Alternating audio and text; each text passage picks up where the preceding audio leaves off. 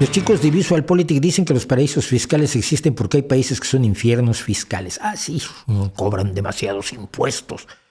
¿Qué opina de esto? Es una analogía muy simplista del problema, es enormemente simplista. A ver, los paraísos fiscales existen porque, primero que nada, porque se permite que existan. Porque no ha habido nunca un intento serio por parte de los gobiernos y las organizaciones, los organismos internacionales por impedir la existencia de los paraísos fiscales. ¿Qué es lo que pasa? Que la gente con dinero tiene poder. Y esto nos parece a todos muy injusto. ¿Por qué tiene más poder que yo, Elon Musk? Porque tiene $1 trillón que no tienes tú.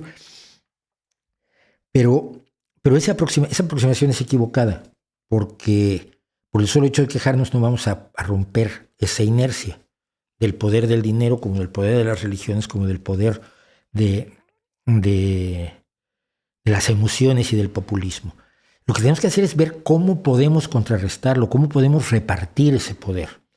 Ese es el hecho importante. Solo a través de la toma del poder por parte de personas que no son los ricos se puede conseguir, y me refiero a la toma del poder, no a hacer una revolución y empezar a hacer una escabechina de congéneres, no. Me refiero a tener el poder, por ejemplo, en la Unión Europea, por ejemplo, en las Naciones Unidas, por ejemplo, en los países más poderosos, para controlar a sus ricos más ricos, que son los que se van a paraísos fiscales, donde estafan a su propia gente, al país que les da la oportunidad de hacerse plurimillonarios para conservar un poco más de su riqueza. Yo creo que cada vez más tenemos ricos que se dan cuenta que hay niveles de riqueza que son estúpidos. Son totalmente absurdos porque no te van a servir para nada en la vida. No hay nada que puedas hacer.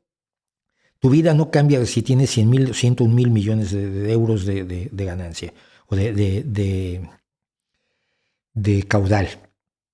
Entonces yo creo que vivimos tiempos nuevos, pero tenemos, primero que nada, que dejar claro que hay ciertos niveles de riqueza que ya no tienen sentido y que esos mismos ricos tienen que ser como Bill Gates, que te dice, ponme más impuestos, ¿no? Pero se necesita tener la capacidad de enfrentar el poder con poder.